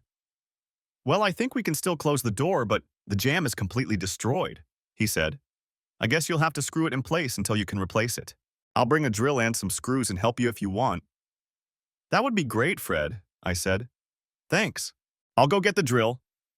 With Fred's help, we managed to close the door, but I had to lock it with the bolt because the jerk had damaged it when he kicked the door. Fortunately, the bolt wasn't locked at the time, so I was able to use it. That'll work, he said. Let me know when you find a replacement, and I'll help you install it. Thanks again, I said. Another thing my cheating wife ruined, I thought to myself. I quickly made 2 phone calls, one to Lisa and one to Audrey. Lisa wasn't too happy that I had smeared bastard across the floor with a frying pan, but she was glad it was over and even more glad that I wasn't in jail and the kids were relatively okay. However, she was amused by the fact that Lavalier was in the hospital and would be arrested. Audrey said she had heard the call on the police scanner and had already spoken to a reporter who covers police calls. You know I can't stay anonymous anymore, she said. It'll all be in the police report. I know, I replied. We talked a little more and she told me to keep an eye on developments. Now everyone will be talking about this, she said. After the call, I went upstairs and took another shower. When I looked in the mirror, my eye was black and blue. I decided I needed to call again and dialed my boss's number. I explained the situation and told her I needed a few days to sort things out. Damn, she said. You had a terrible weekend. It's okay. You have a lot of free time ahead of you, so take a week and sort everything out, okay? Okay, thanks, boss, I replied. We ended the conversation and I headed to my parents' house to pick up my kids. Linda pulled up to their house at the same time I did. I wasn't expecting her and didn't know what to expect. I got out of the car, as did she, and we met on the path leading to the front door. When she saw me, she was shocked. My God, are you okay? She asked. I shook my head. What happened? A little late to be worried about my well-being, don't you think? I asked sarcastically. You want to know what happened? Your lover happened? He came to the house looking for a fight. Yeah, right, I said. Don't worry, I took care of him with your big frying pan. Did you hurt him? She asked. Don't tell me you hurt him. I couldn't believe what she was saying. He was taken to the hospital, I said. I don't know what condition he's in, and to be honest, I don't care. All I know is that he'll be in police custody for a while. He'll be charged. By the way, what are you doing here? I came to see the kids, she said. I miss them. I haven't seen them since... You mean since the night you left us for that jerk? I asked. Pretty much. It's only been 36 hours and this is the first you've thought of them? Please don't call him that, she said. That man destroyed our marriage, Linda. And you helped him without thinking about me or the children, I said, feeling anger rising inside me. He destroyed our family. I'd say that makes him a real jerk. And you're defending him. I walked into the house and she followed me. When we walked in, everyone looked at us, the children huddled close to their grandmother, who was now in grizzly mom mode. What do you want? Linda hissed. I want to see my children, Linda replied. Timmy looked scared. He clung even tighter to my mother. Emma looked at my mother, unable to hide her disgust. Why did you kiss that man, Mom? She asked. What man? Linda asked. That man, Emma said, pointing at the TV. We looked over and saw Lavalier's face on the screen. This just came in on Eyewitness News, the news anchor read. According to reports, Mark Lavalier, a tight end for the Sharks, is facing several charges tonight after allegedly kicking in the door of a woman's home where he was seen Friday night. According to police reports, he attacked the woman's husband.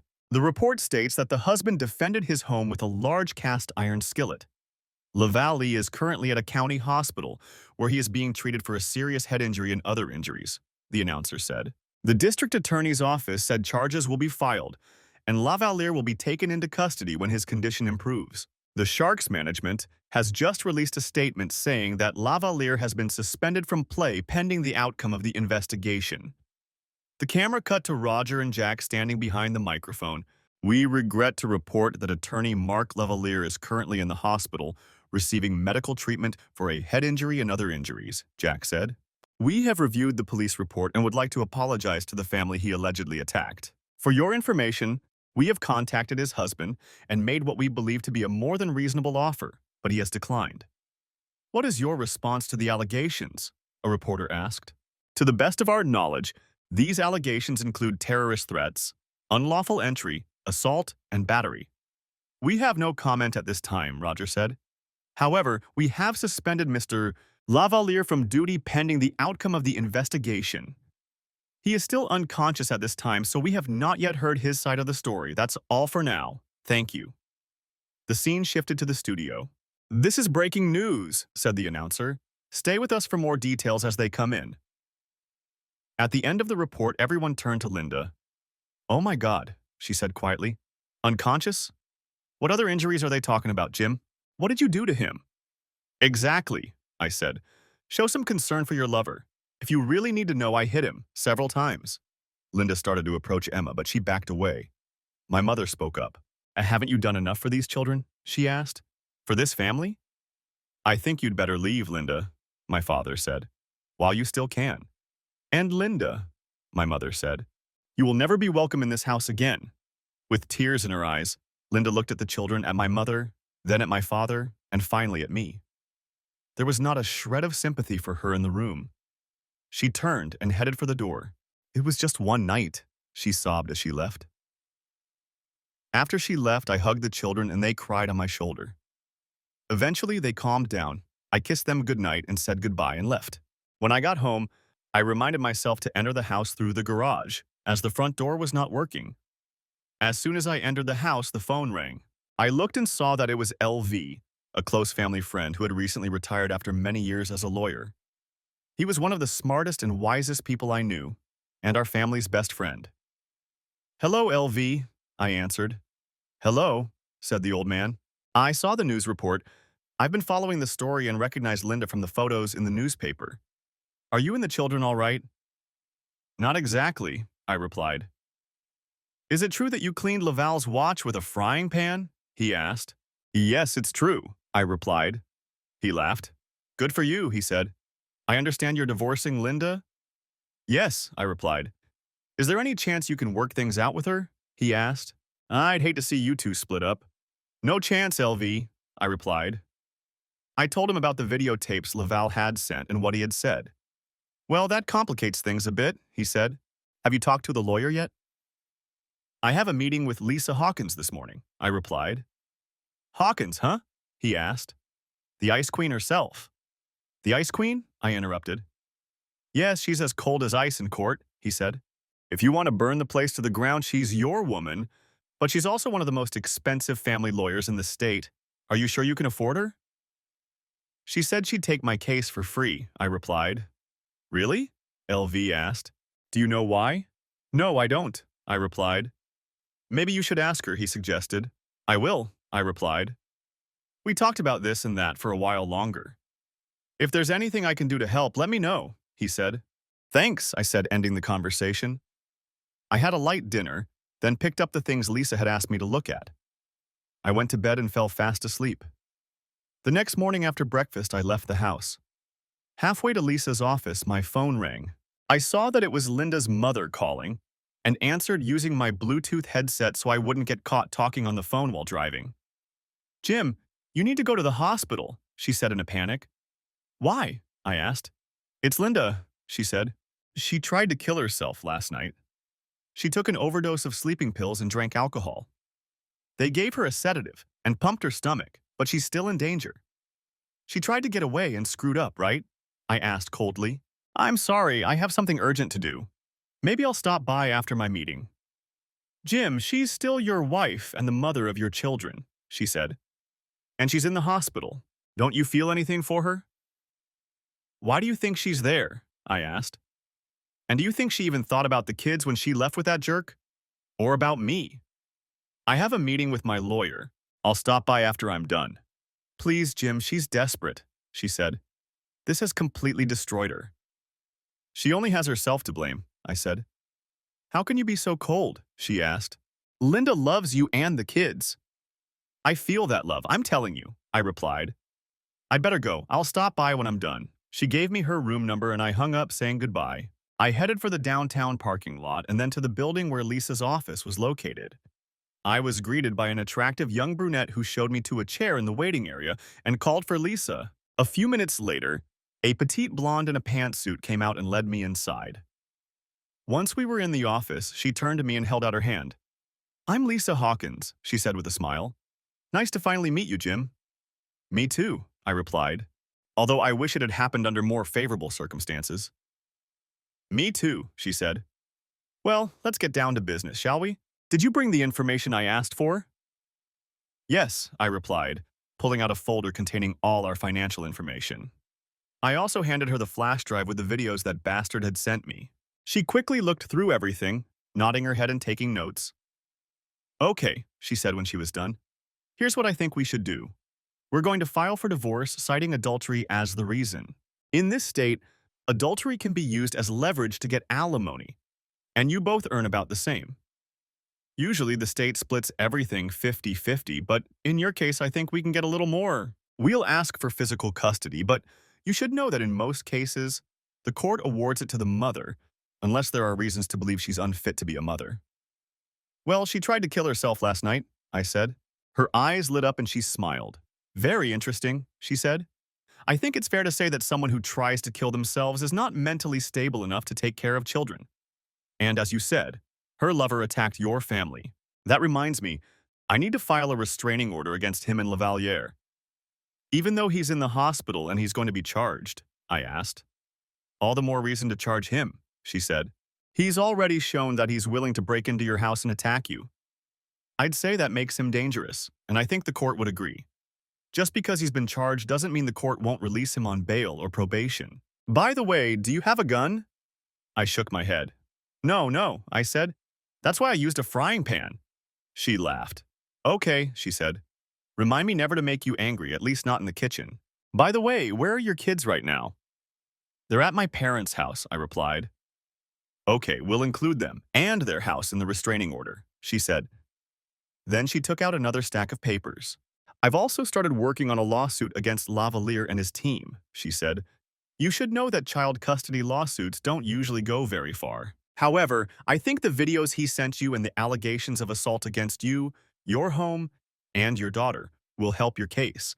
I did a little research and found that, considering everything else, he's worth about $125 million. I think $12.5 million is a reasonable amount, considering what he did to you and your family. That doesn't mean you'll get all of it, but it's worth a try. Since we know he's done this to other people, we might be able to find others who are willing to come forward. Maybe we can file a class action lawsuit.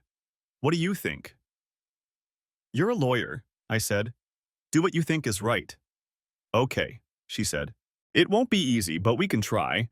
I think we can file a class action lawsuit against the team, since all the players are required to sign a moral contract. However, it will depend on how they respond to the allegations.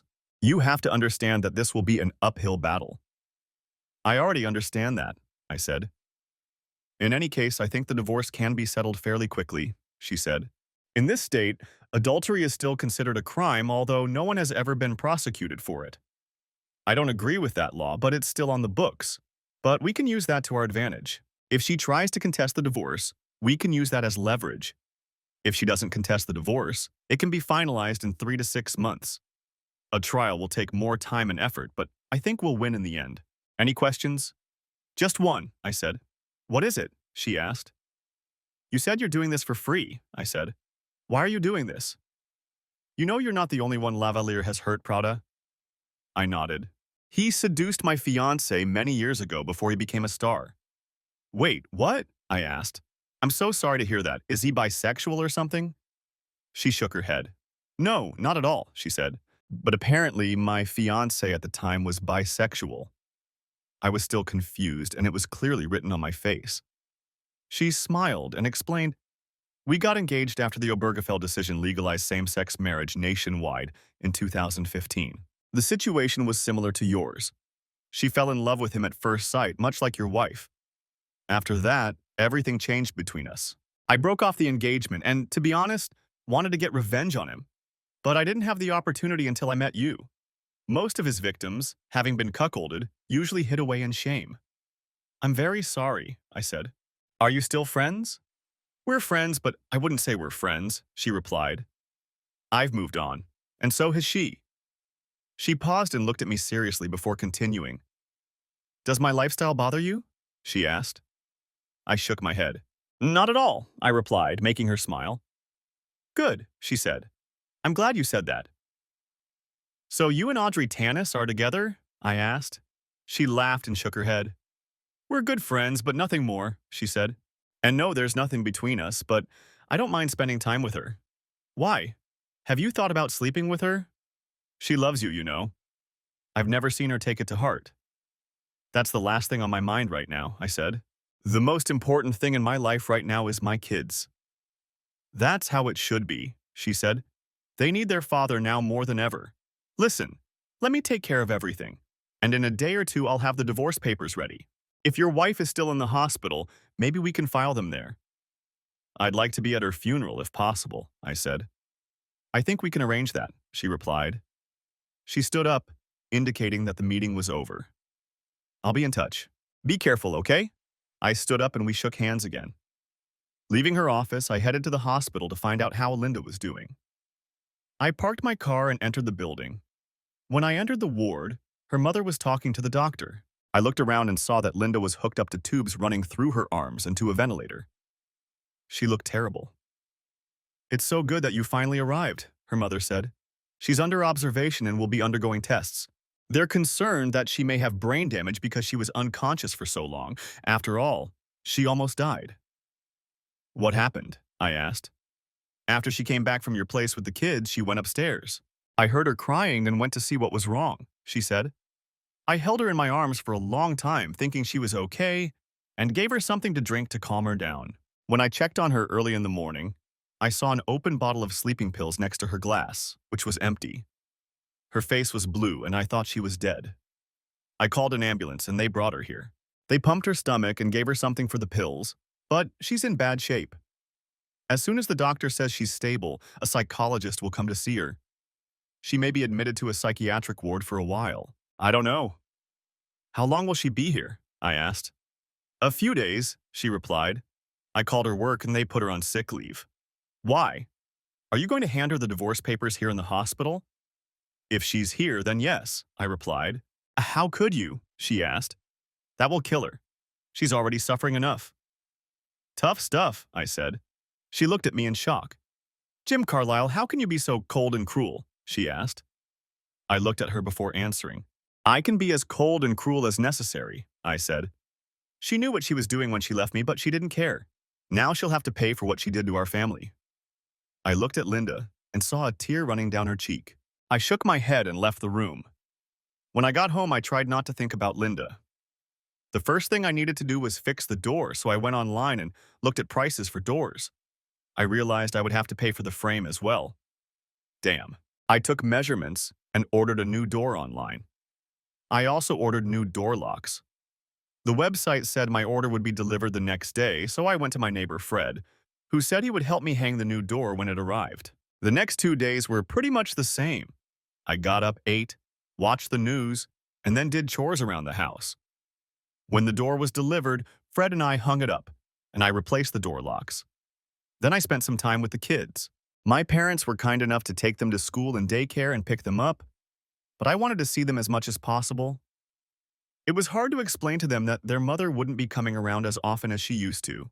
Emma was still afraid of adults, especially men, and I spent as much time with her as I could. Damn, Linda, I thought. The day came when Linda was supposed to be served with the divorce papers, and Lisa called me to let me know when the bailiff would be arriving. She advised me not to say anything until the papers were handed over. I gave her the room number and headed for the exit. When I met the bailiff at the door, I saw Linda's mother standing there, wiping away tears. Please don't do this to her, she begged. Not like this. I shook my head and entered the room with the bailiff. Linda had been taken off the ventilator and was lying in bed, tears streaming down her cheeks. The bailiff approached her. Linda Carlyle? He asked. Yes, it's me, she replied quietly. He handed her a manila envelope. You are being served with a court order, he said. In addition to the divorce papers, you are being informed that a restraining order has been issued against you and Mr. Lavalier. You are both ordered to stay at least 500 feet away from your husband, your children, your husband's place of residence, and your husband's parents' place of residence. This includes your husband's place of employment. Failure to comply with this order will result in arrest and imprisonment. Do you understand? She nodded and turned to me. Can we just forget about this? She asked. It was just one night. One night is too much, Linda, I said. Emma is still reeling from what your lover did to her. This would never have happened if you hadn't done what you did. Sign the papers, Linda. But I don't want a divorce, she said. What if I decide to fight for it? Then I'll have no choice but to formally charge you with adultery, I said. Adultery? She interrupted. Yes, my lawyer says that adultery is a criminal offense in this state, I said. No one has ever been prosecuted for it, but there's always a first time. Just sign the papers and get it over with. If you look, you'll see that we're asking for half of what we already have in the account. You'll also see that I'm requesting custody of the children since you seem incapable of taking care of yourself. As soon as the doctor says you're okay, I'll allow you to see the children if they want to. Right now, they don't. We're asking for the minimum amount for child support, but no more. You will get what is yours, and I will get the house and what is mine. Given the circumstances, I believe I am being more than fair. Can I at least see them before I sign? She asked. Of course, I replied. She read the documents, tears streaming down her cheeks. After a few minutes, she sighed and asked for a pen. The bailiff handed her a pen and watched as she signed the documents. He signed as a witness and took the documents from her. I'll give them to Miss Hawkins, he said. Have a nice day. When he left the room, Linda looked at me, hot tears streaming down her face. Isn't there any way to forget about this? She asked pleadingly. I didn't mean to hurt you. It just happened. Actually, you wanted to hurt me, I said. You didn't waste any time leaving with that jerk when he picked you up at the club. As soon as you saw him, he grabbed you. You didn't even look at me. I'll never be able to forget what you did. Never. She cried even harder. I'm so sorry, Jim, she said. Will you ever be able to forgive me? I shook my head. No, I said. I don't forgive you, at least not right now. Maybe in a few years, but not now. God knows I'll never be able to forget what you did. I'm so sorry, she cried.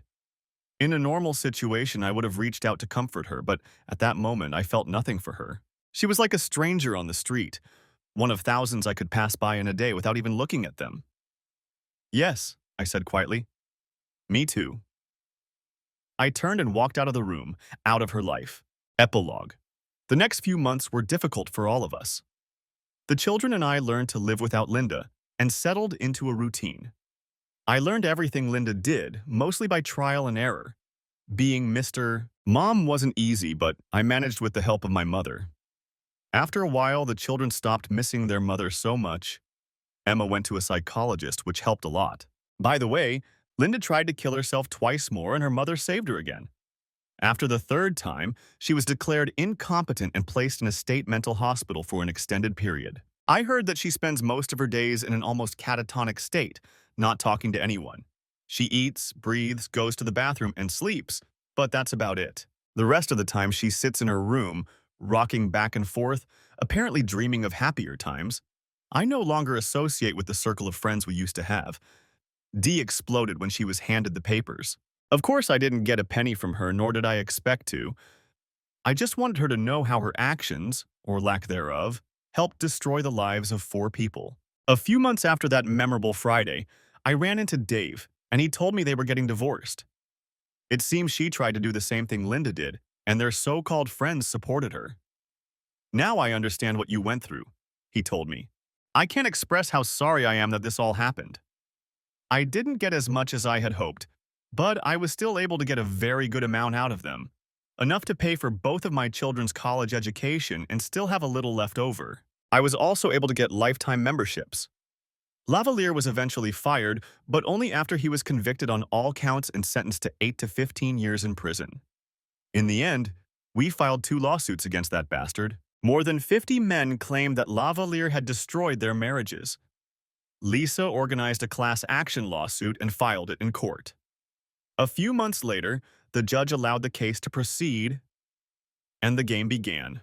Lisa told me that regardless of the outcome, win, lose, or draw, this bastard would be left penniless. I filed a separate lawsuit against him for intentional infliction of emotional distress and damages resulting from his attack on me, my home, and my daughter. We won that lawsuit, and the jury awarded us $1.5 million. It wasn't as much as we had originally asked for, but I was glad we won. Although Lisa didn't ask for anything, I gave her a percentage of the settlement for all her hard work. In July, I decided to sell the house. It held too many bad memories. I found a nice two-bedroom apartment with security nearby, bought it, and we moved in. With the help of a psychologist, I gradually got my life back on track, but I still didn't socialize much, as I spent all my time with the children. After all, they were still the most important thing to me. Audrey introduced me to her friend April, who was going through a divorce, and we dated for a few months. She was nice, and we seemed to get along well, but I was still shy after what Linda had done. In December, Linda's doctor asked if I could bring the children to see her for Christmas. He said the visit might help Linda out of her depression. According to them, she still couldn't accept them. I discussed it with her mother and asked the children if they wanted to see their mother for Christmas. To my surprise, they both wanted to. And on Christmas Eve, I took them to the facility located in the center of a well-to-do neighborhood on the outskirts of town. At first, the children were nervous and hesitant to approach her. I couldn't blame them. She looked exhausted and completely devastated. There was no light in her eyes, and she seemed lost in her thoughts. However, when the children approached her, she perked up and gave me a weak smile. "Thank you for bringing them," she said quietly. I nodded and said nothing. By that time, most of the hatred I felt for her had disappeared, replaced by sadness. The doctor and I listened as she told us what had happened. After about an hour, the doctor asked if I wanted to take the children home. I looked at them and shook my head. "No, let her calm down," I said. "After all, it's Christmas." He smiled and nodded. We watched them talk and laugh. The doctor turned to me while Linda and the children spent time together. "I'm curious, Mr. Carlisle," he said. "What happened? I know her side of the story and I know what was in the newspapers, but I still don't know your side.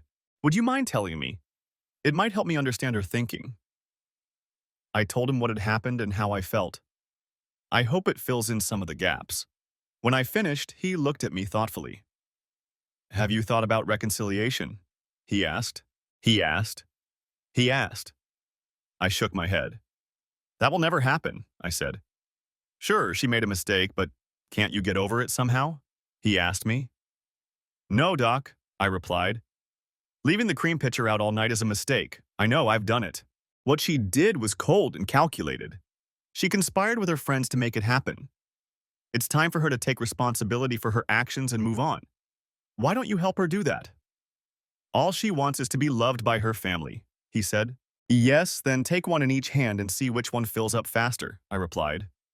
"It sounds like you're harboring some resentment," he said. "How would you feel in my place, Doc?" I asked. "Wouldn't you be furious if your wife turned her back on you and walked away without even saying goodbye?" "I see what you mean," he admitted. "How long do you think she'll be here?" I asked.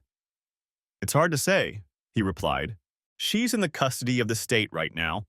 She has to prove that she can live on her own without being a danger to herself or others. She's a long way from that right now. She could be here for years." I nodded understandingly. We stood silently and watched her interact with the children. Finally, I noticed that Linda was getting tired. "She gets tired very quickly these days," said the doctor. He walked over to her. "Linda, it's time to take your medicine. The children have to go home." She nodded and kissed the children one last time. She looked at me, sadness in her eyes. "Thank you, Jim," she said. "I'd love to see them more often. I feel better, I really do." "Yes, Linda, I can see that," I said. "You look good," she said. "Are you seeing anyone?"